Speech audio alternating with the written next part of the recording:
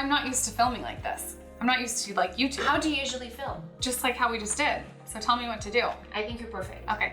Okay, so you guys, I'm here with my woman crush, my everyday woman crush. No, I mean it. Like, I would secretly be like a fly on your wall if that wouldn't be weird.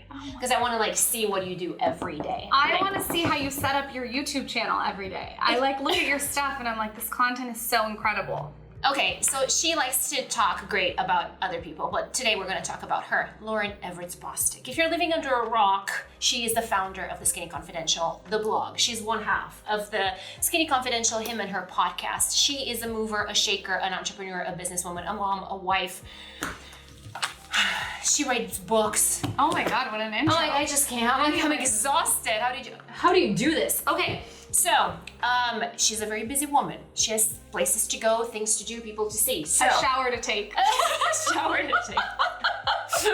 So, I have some lightning rounds with some questions, some that came from Instagram and some that I just thought about because I want to stalk her even more and I really want to learn everything about her. So, describe yourself in 5 words.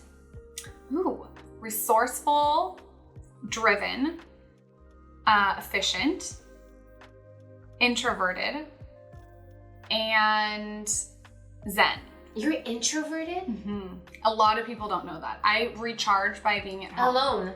Mm-hmm. I do the same thing. And that's what my therapist said, actually. That's what is an introverted person. Yeah, you would think you and I are extroverted because you just went on our podcast and it was like, you're so outspoken, but the way you recharge is actually what you are. Alone now, I'm a cat lady. Hang on, let me move you like this. So a lot of people, I guess, recharge from other people. My husband does that. So does mine. When he's with people, he's not very talkative. He seems like he's an introvert, but he likes to be around other people. I have to recharge alone.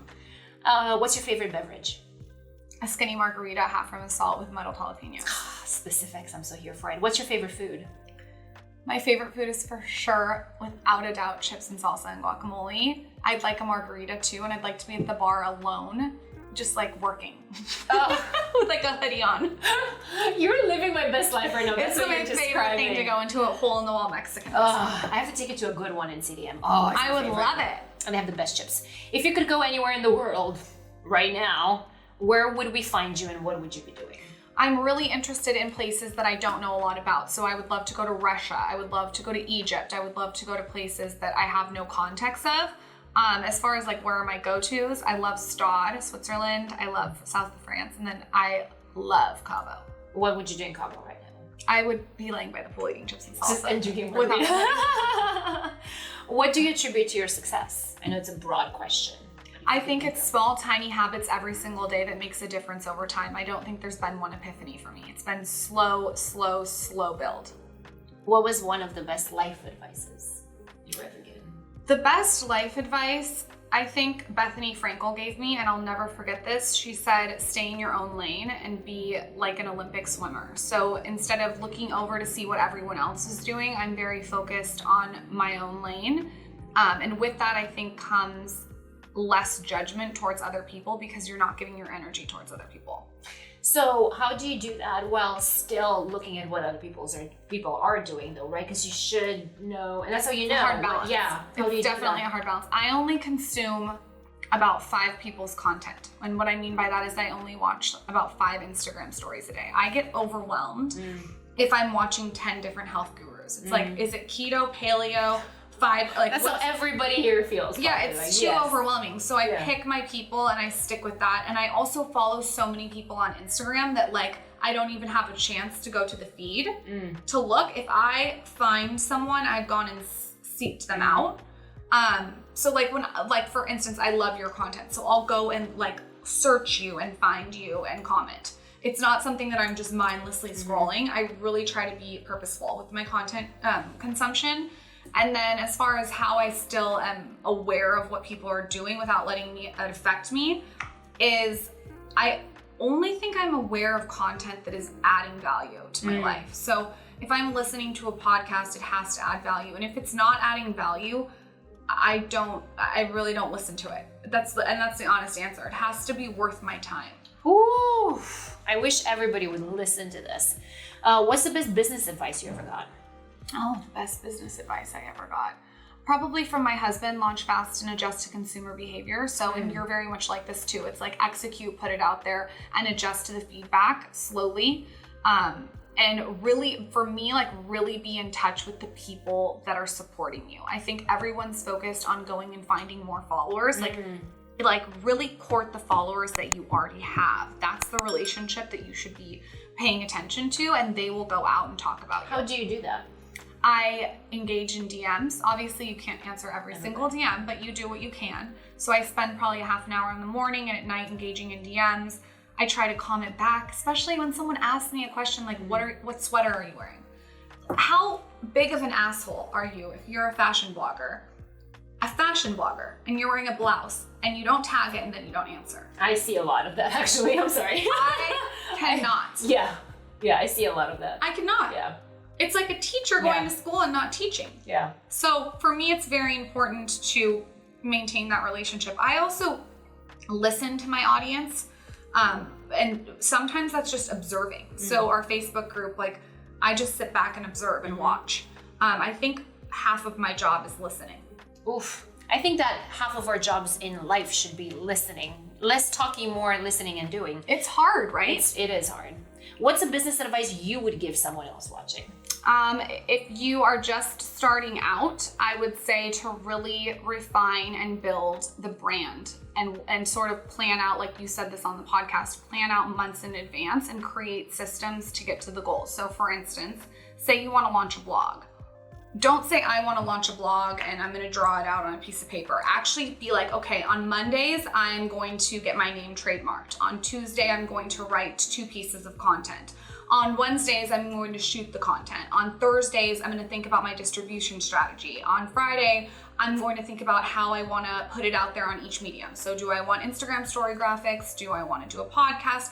Like really create the systems to get to the goals. I see people doing these big goals. I hate talking about ideas. Like I hate it. I think talk is cheap. It's boring. It doesn't entertain me. I like execution. So when I had the idea for the Skinny Confidential, like I really tried not to just blab everyone's ear off, but to execute. No, you did.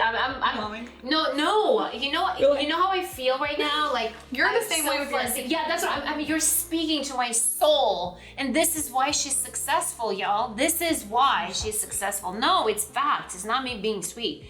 Okay, why do you think is one of the main reasons? Oh, I really wanted to ask you this. Why people who'd like to do certain things do not achieve them? There's so many people that want to be like you. There's so many people that want to have businesses. There's so many people that want this, that, or the other, but they don't achieve them. Why do you think so? I think being an entrepreneur is like baking a cake, right? So you can't bake a cake with just flour. You can't bake it with just sugar. You can't bake it with just cinnamon. You have to have certain elements. So if you're a true entrepreneur, I think like the flour is the execution, the sugar is the discipline, the cinnamon is the self-awareness, like there's the salt is maybe the planning, like the calendar and stuff. It's like so many different elements. You know, I think a big part of it too is talent. And I'm not saying me having talent, but do you have something interesting and do you have a unique perspective to offer the world? And if you have that, that's really important, but you can't, if you just have a unique perspective and you don't have the execution element, it doesn't work. So you want to make sure when you're baking your cake of your brand that you're implementing all different kinds of strategies. It's not just one thing. And I think obviously, and we keep saying this, but execution is incredibly important. Absolutely. You're an extremely creative person. How do you get your inspiration? Where is it from? How do you get your creative ideas? Even now, you just pitched me an idea that was like brilliant.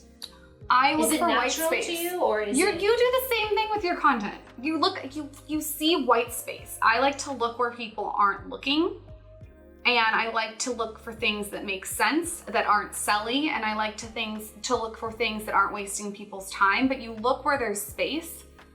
When I first started blogging, no one was talking, and you are in the same space in YouTube. No one was talking about what I was talking about. Everyone was showing their outfit and their shoes and their nail polish, and I was like, this is great, but how is this sustainable? I came into it very collaborative. I started interviewing all different kinds of people. I started asking questions, and I started talking about things people weren't talking about. Birth control, vagina steaming, boob jobs, grief, depression, like all these things I talked about on the blog. And I think that we were in 2013 or 2011. You were really at the forefront. Like you were at the forefront. You were the forefront. I feel like Cupcakes and Cashmere and those blogs were like 2005, and I came on more 2011, but I just saw the space and I saw that it needed more depth, and I saw that it needed not just one person's opinion. Yeah. Like I needed more opinions. You were at the forefront. Yeah. Well, you're the same way with YouTube. You said you started with the video on depression. Do you notice you say one nice thing to her and then she will say like two nice things back? We do have similarities with the way we started. We do. Yeah. What's one of the best books you've read recently? I would highly recommend A Brand Story to everyone. It's how to build a brand. And even if you already have a brand, like you're doing your cosmetic line, to go through the process of doing a brand story is valuable. I've had a brand for 11 years and I did it the other day. Oh, yeah. The brand story, constantly refining like what it is, your mission is. For me, mine is a resource. It's a beauty wellness resource, and it's somewhere where I want people to be able to go to take tips and tricks that they can apply to their own life. It's also extremely oversharing, I'm not for everyone. You know what I mean? Not everyone likes that. I think it's too much. That's okay. So what's the book name again? A Brand Story. A Brand Story. What's one of your favorite movies? One of my favorite movies. We're gonna go all over the place. Casino. I fucking love. Oh, Robert De Niro. Yeah, Ginger. Didn't you guys do? No, we did Scarface. Oh, that was Scarface. They're similar though. Okay. Ginger in Casino is like my favorite character, Sharon Stone. Oh, that's right. Yeah, if you haven't watched that movie, go watch it again. Her ponytail. What's a good motherhood advice that comes to mind, and what's one advice you would give another mother? As long as you're not hurting anyone, stay in your own lane. This applies to everywhere. When some people come into my space on the internet and give me advice about how to parent, I don't listen. And I'm not going to be giving anyone else advice either. Like, I don't even want to sit on here and give anyone advice because everyone's different. You have to do what works for you and your child and trust your intuition, but also be logical and set the systems that work for you. I hate giving parenting advice because I don't want anyone to give me advice. How do you tune somebody out and not get overwhelmed when people come at you with all their advice? I will respond to someone that is being constructive. I'll give you an example. Someone will write in and they said, when I first started podcasting, you say like too much. Okay, that's something that I can go back and say, you know what? She's right. So I'm gonna try to cut the likes. If someone comes in and says, I hate your voice. Okay, this is my voice. I hate your lip shape. This is my lips. I hate your face. I get that all the time. I hate your face. Your eyes are too wide. This is your face. So we keep, unless we get face transplants. So how do you respond? How do you not? I don't respond to that. And if it keeps going, I block it and get it out of my space. I am not telling anyone to follow me. If you don't like me, unfollow me. If my face doesn't work for you, unfollow me. How does it not affect you when somebody gives you? You know it. It's happened so many times. You start to build a. So just keep pushing forward. Keep going. If I let naysayers, and you're the same way. If you let naysayers, defeat you, we wouldn't be here. Yes, it's like, if you want everyone to agree with everything you say and no criticism, then don't do anything. And haters don't pay your bills. Just remember that, so they can go fuck themselves. Well, sometimes they do because they're hating so hard that that's true. They're fans. Yeah, that's true. How do you balance working and being a mom? Google Calendar, taking time for myself. In the like this morning, I walked 30 minutes to Pilates and walked home 30 minutes. That's 2 hours where I could do my phone calls, do my texts, go to Pilates, take an hour to myself, and then walk home and do the same thing. So having that space, I'm able to be as effective as a mother. If I was trying to do both at once all the time, I don't think I would be as effective. But it's not easy. It's a lot of planning. I don't want to be like everything's effortless. Yeah. Like, it's definitely a lot of planning. But ultimately, like when I'm with my daughter, like that hour in the morning from 7 to 8, I want to be so present. And at night when I'm giving her bath, I want to be present. I don't want to be like on my phone half-assing it. But it's planning. So how do you factor in being a wife on top of it all? I mean, because you're working and you're a mom and you're a wife. I'm open for blowjobs 24/7. The sign's open. So I think that's one tip. There you go, done. Yeah, I think that's a tip. And I think that I just love you. I really do. I mean, where do you get this? You know what I mean? Come on, you're at the forefront with this. People need to speak like this because this is life. Yes. Okay. So please do tell. So the blowjobs, they're open 24/7. I learned how to give a blowjob from Lisa Renna. I just talked. Oh my God! Did you read her book? So good. So good. She talks about doing the coin. But that's important. But I also think like my husband's love language is for me to listen. So sometimes I will just come in the house and I can just tell he needs to just unload, and I just listen and listen and listen and listen, and then maybe I'll blow. If it's worth it. Listening. Also, I give him space. Like, we're very much the type of people that we can be in a room and be dead quiet doing our own things together. We're obsessed with being together. Like, we love being together at all times. Not like in a codependent way, but we just like to be around each other. But we're able to be independent together, if that makes sense. No, it makes perfect sense. A lot of reading. But knowing your partner's love language, it's a good one. Yes. What are some things you have to sacrifice to get where you are today? Birthday parties, Friday nights, friends. There's been friends, definitely. Family events, time with my husband. I mean, you sacrifice every single day. It's little sacrifices all the time. But I think that if you're someone who has a vision with how they want something to go, it comes with the territory. So I imagine you would do it again because that's just who you are. You would do it all over again. But would you make any modifications? In the beginning, I was working in my business, not on my business. So I was constantly micromanaging everything. I was a solopreneur. And I think that got me to a certain point of success. But like Tony Robbins says, the thing that gets you to a certain point starts to work against you. So the working in my business worked until year 7. And then it was like, okay, this isn't working anymore. So what's fueling me for the next 7 years? And that's a lot of delegation. We talked about this too with you. Like, you learn, like, you have to pick what you really want to do and delegate the rest. It also means learning to be a boss and a leader, which I was fucking horrible at to begin with, because I think all of us are in the beginning. When you're creative and you're solopreneur and like it's all on your time, and you almost become like a selfish entrepreneur, and you have to like adjust and be like, okay, how can I also create community and culture? So I'm learning those things. Amazing. A few more questions. What do you think we need more of in the world right now? I think we need less judgment. Ooh. I think we need more empathy, less judgment, and I think we need more people to not be so concerned with what everyone else is doing. And I'll give you an example. I got asked on a podcast the other day, what do you think of all these filters on Instagram?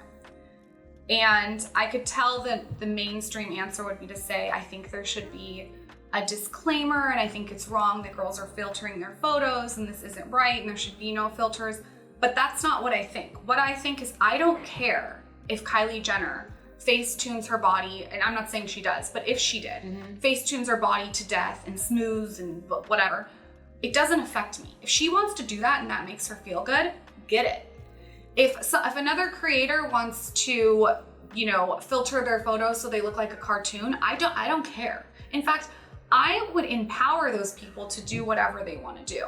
And I think that there's too many people concerned about what other people are doing. And if they took that concerned energy and focused on themselves, they'd be so much more productive. And they wouldn't be so easily influenced by what other people are doing. Smart. Where would you like Lauryn to be in 5 years? How does her life look like? Definitely more of becoming, and I do work on my business, but I think more in the business side. And that means really taking on a role of launching product and not behind the scenes, but not as much in front of the scenes. That's exactly my goal too. I get it. Yeah, I don't want to be 50 taking a mirror selfie. Exactly. And not that there's anything wrong with that. In fact, if you're fucking 50 taking a mirror selfie, go for it. But that's not a legacy brand though. You want after we're gone, whatever you've created to be passed on. And a lot of times it's so attached to, that's why I didn't agree that Kylie should have named her business Kylie. What's Kylie Cosmetics without Kylie? That's smart. So True. legacy-wise. Yeah, and you could also go take a trip for 3 months and it can function without you. Exactly. I mean, that's Just send pictures from the trip and Yeah. your social media team can post them. I also think a lot for me, less of like city life. I'm looking more towards nature, ranch, animals. I think our life has been like so, you know, LA and San Diego, that it would be nice to have a place that's just, you wake up and it's like birds chirping and like you wind down and there's a fireplace with wine and you're looking at a mountain. Like that sounds very peaceful to me. I know, because you have to go. A couple more questions. What are some human attributes that matter most to you? The number one thing that I look for in any kind of person is resourcefulness, which is so funny because that's what the whole podcast was about, like with you. It's being able to figure it out. When someone tells me no, it's not ever a no. It's okay, what's another angle? I never let a no get in my way. And I really try to look for that in other people because it's what I want to be surrounded by. So it's like, how can you take that no and turn it into something creative? I also look for someone, I like people that call you on your shit. And most of all, I like people who are out there. And what I mean by that is like, give me anything but boring. Like I like people that are doing their own thing on their own terms and they're not concerned, like I said, what everyone else is doing. They're just kind of doing that. Powerful. Okay, we must know 5 must-do things at night. Part of your nighttime routine. At night, definitely switch your light bulbs out for red light bulbs, okay? This sounds so weird and you're like, what are you talking about? Well, you don't turn on the lights during the day because it's day and you have your shutters open. At least I do, like natural light. When you go wind down, why should you be turning on a yellow light bulb? The red light just gives you like this really zened out feel, and it feels like you're walking into a spa, and it tells your brain to wind down. That's one. Another thing is get a salt rock lamp. Oh yeah. Beautiful. I live by that. Yeah. It's I take a shower every night with a salt rock nightlight and eucalyptus hanging from my... I need to do that. It's so easy. But I just have my candles and my But you have your candles, you're winding down. So again, like the lights are never on in my bathroom. It's like just dim. So definitely a salt rock lamp. I would also say have your phone set to red mode at a certain time. Yeah, the triple click. Yeah, that makes a difference, especially if you're staring at your phone. I'm a big fan of reading a book, and if everyone's like, well, how do you do that if you're in red light? I get one of those vintage book lights that like goes over. Oh, no way. That clicks to the book? It works. It works. And then I, of course, and you'll appreciate this, have like a silk pillowcase. Of course. Skincare routine and all that. Top 3 skincare products for you right now. I really love Dr. Dennis Gross's oil-free moisturizer because it lays under my makeup right. And don't take this as an example because I'm not wearing it right now. But it's like, it almost coats your skin, and you have to look at this because I want you to try it with makeup because just everything you're doing. Okay. It like seeps into the foundation right. It doesn't ball up. Do you know what I'm talking about? Which I get the little granule and I hate that. This one doesn't do it to you. Really? Yeah. So I put that with a beauty blender. Every day I have this issue. Every fucking day. Dr. Dennis oil-free blue. And then Jeremiah goes, what is this? I'm like, it's all the... Tell him what's his balls. Yeah, seriously. No, but you know, it's such a fucking problem. It's so annoying. Okay, so that's one. You need to create, like we need that. That doesn't do that. Yeah. Another skincare thing that I like is Bittner's Daughter. Okay. That is... The mist? What do you use from them? It's the serum. Okay. That product, and I've never worked with them or anything, it is magical. Is it like a vitamin C serum, the hyaluronic acid serum? Which one? I don't know what is in it. It's a serum. She's from a winery. Her father has a winery. You put it on, it's like all these botanicals, and it just works. Okay.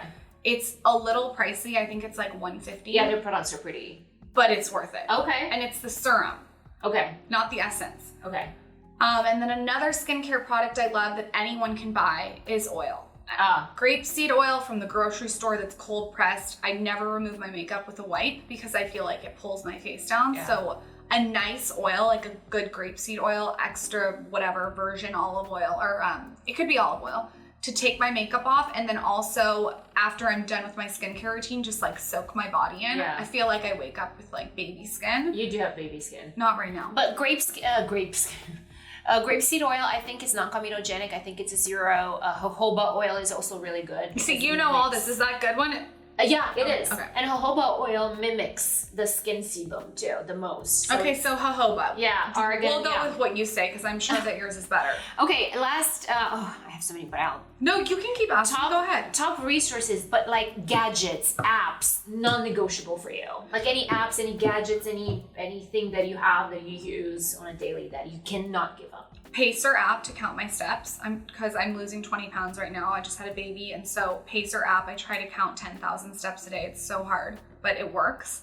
A laptop stand, so you're not bent over your laptop. It's this beautiful laptop stand that goes up here, and so you're not like Quasimodo over the Do you have that on your Amazon? Yes, it's Okay, so you can find it there. It's by Rain Designs on Amazon.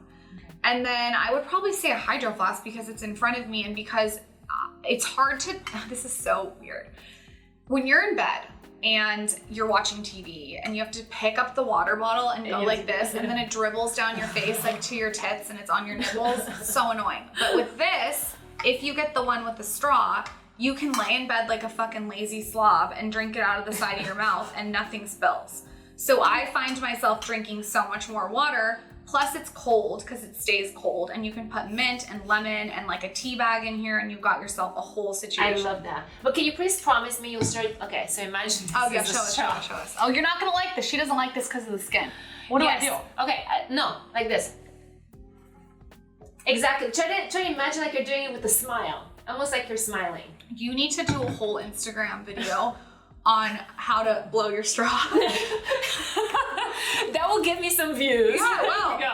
No, but you know, instead of drinking like this. Okay. So I put more force in my tongue, kind of pulling. I know. Now you're giving me tricks or blowjobs. You're welcome, Michael.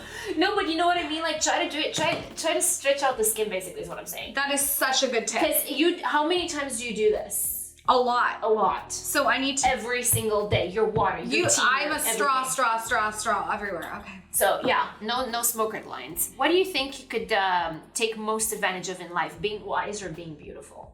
Being wise. Listen. When I was bartending, I was like 21, and this guy said to me, you need to find more power in yourself, something other than your looks. And when he said that, I was like, oh my God, your looks fade, right? And honestly, and this is like a stupid quote, but how many people do you remember like, oh, they were so pretty? Like you remember how someone makes you feel. Yeah. So I think being wise is number one. I hope to instill that in my daughter. You are. And in everybody watching. Okay, 2 more questions. Any role models, anybody you look up to? I really look up to Glennon Doyle. If you have not read her book. I have not. I'm like jealous. Go read Love Warrior. You will not put it down. Okay. It's all about how she was this addict that was bulimic and she gets pregnant and like her journey and the way she writes, it's so relatable to every single woman. Like she writes to Love Warrior? Yes. Okay. But then the one that is like insane is her next book, Untamed. And I've heard of that. Oh my God. It is such a good book. Okay. Every so she's woman. a role model. I've never bookmarked a page more. Okay. So she's like a role model. She is a role model. Okay. What are some things that you always carry in your purse? I carry straws, silicone pink straws to be specific. I always carry a lip gloss. I'm very much into the Summer Fridays lip butter right now. I carry a cell phone charger pack. I like the one from My Charge, always.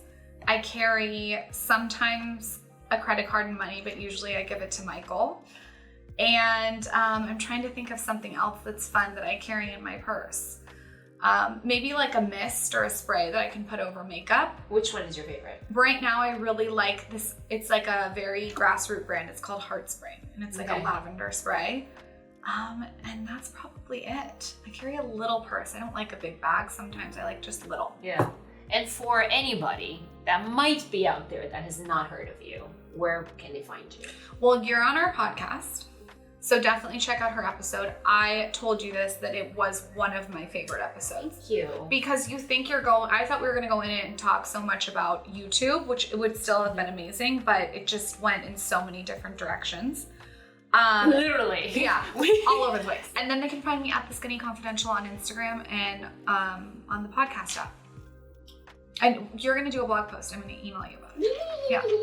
You guys, you have to get her book. You have to, you don't need me to tell you anything because just seeing her, watching her, listening to her, you need to get her book, get her on a podcast, subscribe. I need a DIY follow. mask of yours for my pimples. Thank you for doing this. Thanks for having me.